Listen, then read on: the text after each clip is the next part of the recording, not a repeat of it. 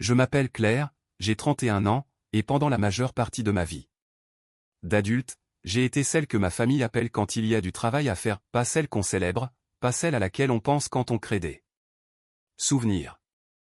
Mais bien celle qu'on appelle quand le traiteur annule à la dernière minute, quand quelqu'un a besoin d'un prêt qui ne sera jamais remboursé, ou quand un discours doit être écrit pour le lendemain matin parce que personne d'autre n'y a pensé avant ce soir-là.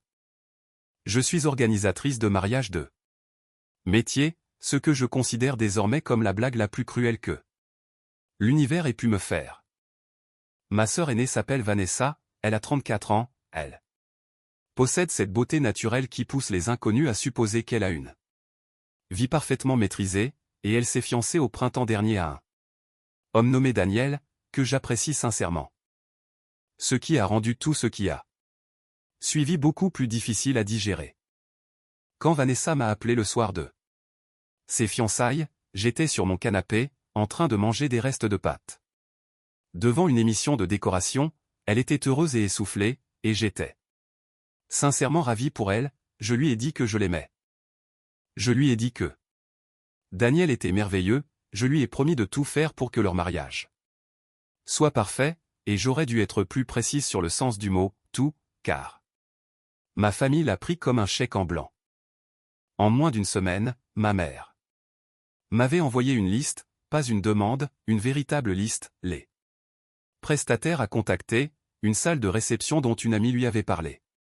Et qu'elle voulait que j'examine, un budget approximatif qui ne tenait compte d'aucun de ses réels besoins. Et une petite note au bas du message, on pense. À fin octobre, donc tu as largement le temps, je me souviens être resté figé devant ce message pendant un long moment avant de répondre simplement. Bien sûr, avec plaisir. C'est cette phrase qui a défini les 8 mois suivants de ma vie, j'ai trouvé le lieu, un corps de ferme restauré à 40 minutes de là.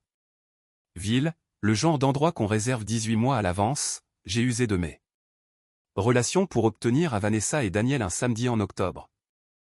J'ai coordonné le traiteur, j'ai interrogé 3 photographes différents et préparé des dossiers comparatifs avec les tarifs et les portfolios pour que ma sœur n'ait qu'à désigner celui qu'elle préférait, j'ai trouvé le fleuriste, j'ai rédigé le planning du jour J. J'ai géré les confirmations de présence quand ma mère a décidé que le système en ligne était trop confus, et j'ai conçu les faire-part. Ce point est crucial, donc je veux être clair, Vanessa avait trouvé une esthétique qu'elle adorait, du papier cartonné crème, des illustrations botaniques vert foncé, une calligraphie dorée, elle m'a envoyé son tableau Pinterest en me disant de m'occuper des détails. J'ai passé 2 soirées à créer quelque chose dont j'étais vraiment fier, je lui ai envoyé les maquettes, elle les a validées d'un simple texto, c'est parfait, tu es la meilleure, Jean. Et commandé 120, j'ai libellé les enveloppes, j'ai collé les timbres. Je suis allé moi-même les déposer au bureau de poste car ma mère se plaignait de son dos cette semaine-là, j'ai envoyé 120 invitations, et je n'en ai pas reçu une seule. Je ne l'ai pas remarqué tout de suite, ce qui en dit long sur mon état d'esprit à l'époque, j'étais tellement immergé dans la logistique que je ne me demandais même pas si j'étais incluse dans tout cela, je supposais que je l'étais, bien sûr que je l'étais, j'étais la demoiselle d'honneur. Ou du moins. C'est ce que je croyais, même si, avec le recul, personne ne me l'avait jamais dit directement, j'avais simplement commencé à faire le travail et tout le monde m'avait laissé faire. C'est ma collègue Meg qui a soulevé le sujet 3 semaines avant le mariage alors que je lui parlais de ma dernière visite sur les lieux, elle m'a regardé au-dessus de la table du déjeuner et m'a demandé. Attends, quand as-tu reçu ton invitation? J'ai ouvert la bouche pour répondre, puis je l'ai refermée, je suis rentré chez moi ce soir-là et j'ai fouillé chaque recoin de mon appartement, chaque pile de courrier, chaque tiroir où je dépose des choses sans réfléchir. J'ai vérifié mes mails au cas où une version numérique m'aurait été envoyée, j'ai consulté mes notes sur mon téléphone où je suivais les détails du mariage depuis 8 mois, rien. Je me disais qu'il y avait une explication, qu'elle s'était perdue, que c'était un oubli, que bien sûr j'étais invité, j'étais sa sœur, j'étais celle qui avait Rendu tout cela possible, j'ai pris mon téléphone et j'ai appelé ma mère en gardant une voix légère, « Salut. Je viens de réaliser que je n'ai jamais reçu d'invitation, je pense qu'elle a dû se perdre, il y a eu un silence à l'autre bout qui a duré 2 secondes de trop, oh, ma chérie, tu as été tellement impliquée dans tout, on s'est dit que tu connaissais déjà tous les détails. Je me suis assise sur le sol de ma cuisine, pas par théâtralisme, pas exprès, mais jambes ne me portaient plus, je connaissais les détails, ai-je dit lentement. Mais je ne savais pas si je figurais sur la liste des invités, nouveau. Silence, le fait est, a commencé ma mère. Et j'ai su dès ces 3 mots que ceux qui suivaient étaient quelque chose que je ne pourrais jamais oublier, le domaine a une capacité limitée, et avec la famille de Daniel qui est si grande, nous avons dû faire des choix difficiles, et comme tu travailles pratiquement sur l'événement de toute façon. Nous avons pensé, maman, c'est juste que tu seras tellement occupée à tout coordonner que tu ne pourrais pas vraiment profiter en tant qu'invité de toute façon, maman, et ce n'est pas comme si tu étais exclu, tu seras là toute la journée. Tu ne seras juste pas assise au dîner. J'ai raccroché, non pas pour faire une scène, mais parce que je ne voulais pas savoir ce qui sortirait de ma bouche si je continuais à écouter, je suis restée assise sur ce sol très longtemps, puis j'ai fait quelque chose qui m'a surprise moi-même, je n'ai pas rappelé, je n'ai pas écrit à ma sœur. Je n'ai pas contacté mon père, qui, je le savais, était au courant de tout cela et n'avait apparemment rien dit, je suis resté là, j'ai repensé aux 8 derniers mois avec cette nouvelle information et j'ai laissé tout se remettre en place. Pour former une image honnête, j'avais trouvé le lieu. Conçu les invitations. Consacré environ 60 heures de mon temps personnel à ce mariage, utilisé mes contacts professionnels acquis sur des années, tout cela en plus de mon travail réel où j'organisais déjà les mariages des autres. Ce qui signifiait que je passais mes journées à planifier des mariages et mes soirées à planifier celui-ci, et au final, j'étais du personnel, pas une invitée, pas une sœur, du personnel. Le lendemain matin, j'ai appelé ma sœur, elle a décroché à la deuxième sonnerie, chaleureuse et insouciante, « Salut, je voulais t'appeler aujourd'hui pour le plan de table, Vanessa, ai-je dit, savais-tu que je ne figurais pas sur la liste des invités ?» Silence, Claire, j'ai besoin que tu répondes simplement, est-ce que tu savais? Son soupir m'a tout dit avancer. Mo, ce n'était pas ça, tu es tellement impliqué, les places étaient limitées et on s'est dit que puisque tu serais là de toute façon, à faire du travail non rémunéré, ai-je répondu, et ma voix était calme d'une manière qui m'était inconnue.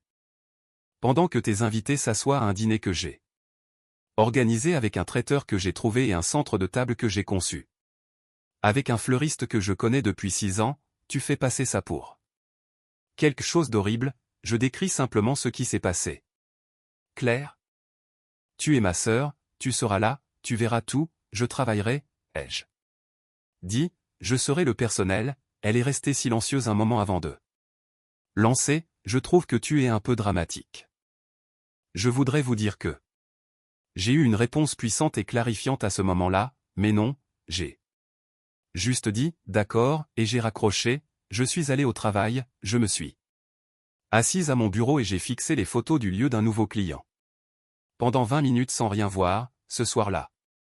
J'ai pris une décision, je ne ferai pas de scène, je n'enverrai pas de message émotionnel que ma famille pourrait capturer pour me faire passer pour l'instable, je n'appellerai pas mon père qui a toujours su arrondir les angles juste assez pour m'empêcher de résoudre quoi que ce soit avec lui.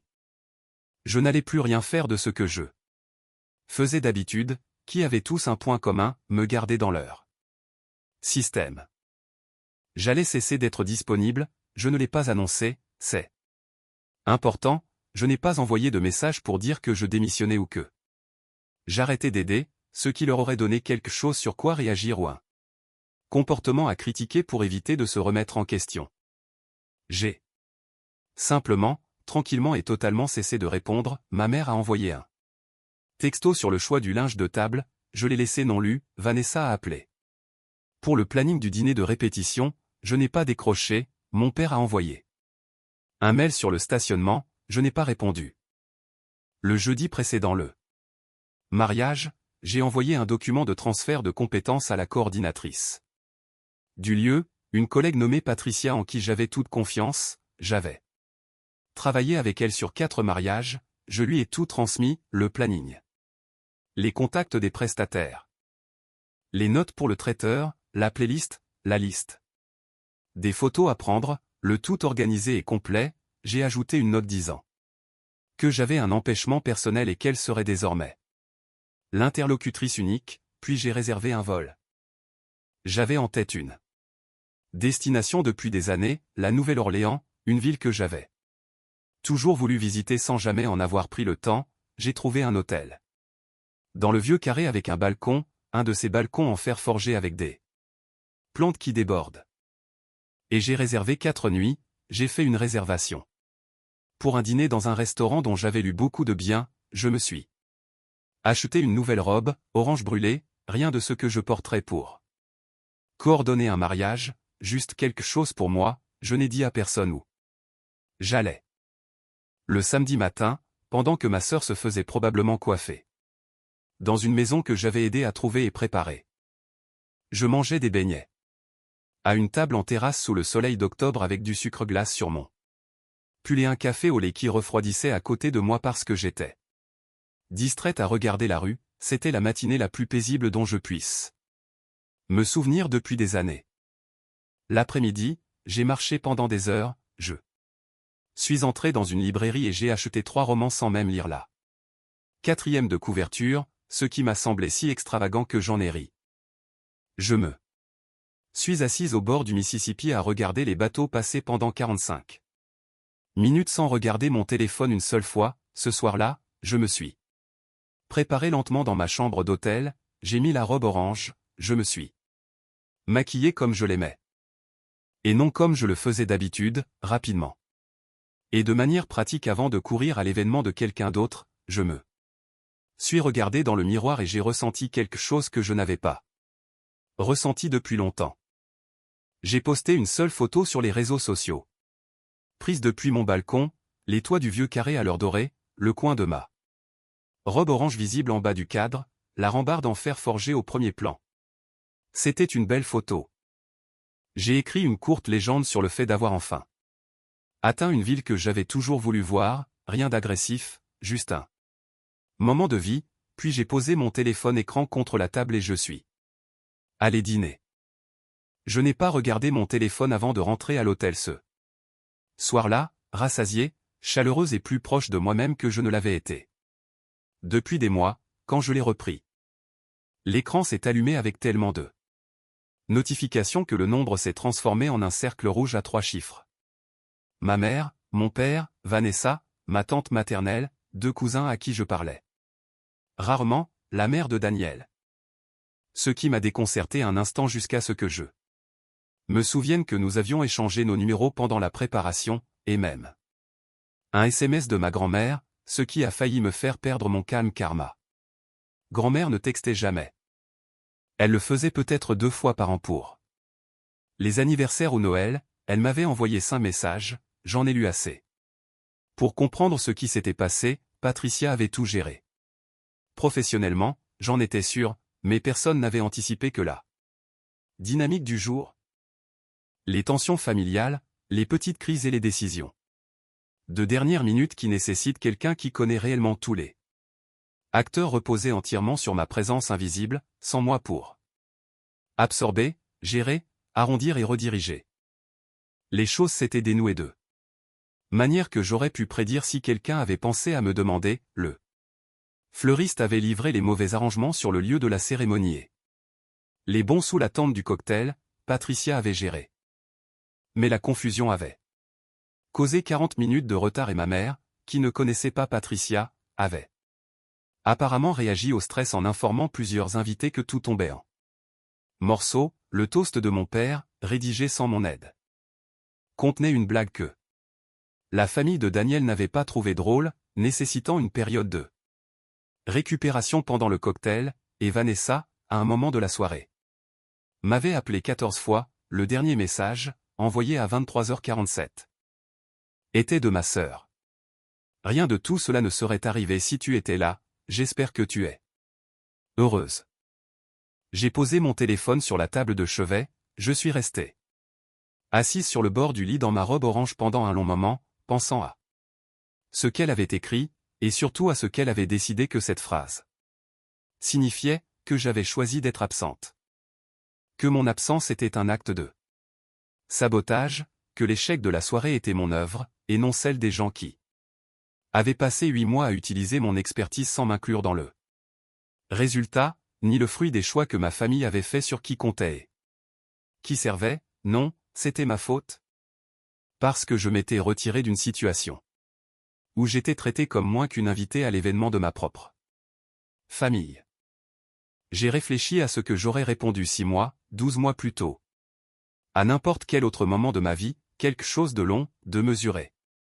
Calibré pour leur faire comprendre sans envenimer les choses, quelque chose qui prenait en compte leurs sentiments plus que les miens. Quelque chose qui laissait la porte ouverte, mais je n'ai rien écrit ce soir-là. Le lendemain matin, j'ai pris mon café sur le balcon et j'ai lu l'un des romans que j'avais acheté sans rien en savoir. Il s'est avéré que c'était l'histoire d'une femme qui reconstruit sa vie après une longue période où elle s'était fait passer en dernier. Ce qui m'a fait rire toute seule sur mon balcon à la Nouvelle-Orléans. Ce qui semblait assez juste. Mon téléphone a vibré par intermittence toute la journée, je l'ai laissé faire. Le 3e jour, j'ai appelé ma grand-mère, pas à cause de ses messages ou pas seulement à cause d'eux, mais parce qu'elle avait été la seule dans ma famille qui, au fil des ans, m'avait parfois dit « Tu donnes trop de toi-même, ma chérie », d'une manière que j'avais toujours écartée. Comme une inquiétude démodée, je commençais à comprendre qu'elle avait été beaucoup plus attentive que je ne le pensais. Elle a décroché et n'a rien dit. Sur le mariage tout de suite, elle a demandé si je mangeais bien, elle a posé des questions sur la Nouvelle-Orléans, j'ai décrit les beignets, le fleuve, la librairie, la robe, et elle a écouté, puis elle a dit, ça ressemble exactement à ce dont tu avais besoin. C'est vrai, ai-je répondu, ils sont très en colère, a-t-elle dit avec pragmatisme, je sais, ta mère dit que tu as abandonné tout le monde au pire moment possible, je sais qu'elle le dit, lui ai-je répondu, ma grand-mère a alors dit. Et sa voix avait cette qualité particulière qu'elle prend lorsqu'elle est précise sur quelque chose. On ne peut pas abandonner des gens qui ne vous ont pas invité, tu n'étais pas là en tant qu'invité, tu n'étais pas là en tant que membre de la famille, quel que soit ton rôle. Tu avais le droit de partir. J'ai dû poser le téléphone un instant pour reprendre mes esprits. Quand je suis revenu, elle a dit, tu rentres bientôt? Dans quelques jours, bien, viens me voir quand tu rentres, on déjeunera, n'apporte rien, ne propose pas d'aide, viens juste t'asseoir à ma table et laisse-moi te préparer quelque chose, d'accord? Ai-je dit. Quand je suis rentré après ces 4 jours, j'avais réfléchi clairement à ce à quoi je voulais que la suite de ma vie ressemble, pas de manière théâtrale pour brûler les ponts, calmement, de la manière dont on pense. Quand on a assez dormi. Assez d'espace et assez de recul pour voir les choses telles qu'elles sont. Ma sœur m'a envoyé un long message 2 jours après mon retour. Il commençait par des excuses qui se transformaient en explications à mi-chemin et se terminait par une suggestion implicite que si j'étais prête à pardonner et à passer à autre chose, on pourrait oublier cet épisode. Mon beau-frère Daniel, à sa décharge, a envoyé un message séparé qui était une excuse sincère sans aucune diversion, ce que j'ai apprécié et auquel j'ai répondu brièvement. Ma mère a appelé et a laissé un message vocal plus blessé qu'excusable. Centré principalement sur l'image que mon absence lui avait renvoyée devant ses invités, mon père a envoyé un texto disant « On devrait parler quand les choses se seront calmées », j'ai répondu « D'accord, quand tu seras prêt pour une conversation honnête, je suis ouverte ». Il n'a pas répondu. Avant 9 jours. Je suis allé déjeuner avec ma grand-mère, elle a préparé du poulet et des dumplings, nous sommes restés assises à sa table de cuisine. Pendant 3 heures à parler de tout et de rien, et à un moment donné, Elle a posé sa main sur la mienne et a dit, tu sais. Ta mère a toujours été plus ça. L'aise avec toi dans un rôle de soutien, je pense que ça l'effrayait un peu. Quand tu étais trop toi-même. J'y ai beaucoup réfléchi par la suite, je n'ai pas coupé les ponts totalement avec ma famille, ce n'est pas l'histoire que je raconte ici et ce n'est pas le choix que j'ai fait, ce que j'ai coupé, c'est la version de moi qui était disponible à toute heure pour toute demande.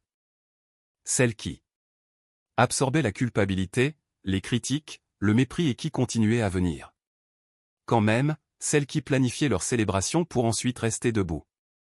Dans un coin à les regarder se dérouler, j'ai posé une limite avec ma mère sur ce que je ferais ou ne ferais plus à l'avenir.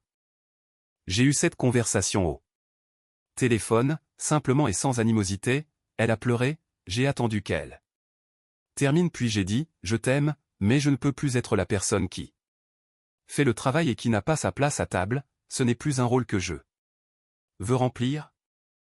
Il y a eu un long silence, elle a dit, je ne voyais pas les choses comme ça, je sais, ai-je répondu, je pense que c'était une partie du problème. Ma sœur et moi essayons encore de comprendre ce que nous sommes. L'une pour l'autre, c'est une réponse honnête et je préfère vous donner cela.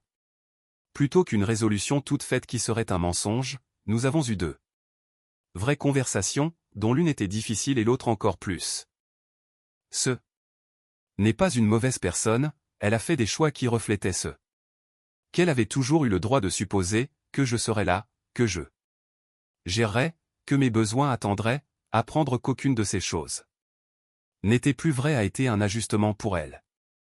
J'ai déménagé de l'autre côté de la ville en janvier, pas une distance dramatique, mais assez pour ne plus être appelé pour les petites faveurs qui s'accumulent dans une vie où tout le monde est la priorité. J'ai une deuxième chambre que j'utilise comme bureau à domicile, et parfois le soir. Je m'y assieds pour travailler sur des choses juste pour moi, pas du travail pour des clients, pas des obligations familiales.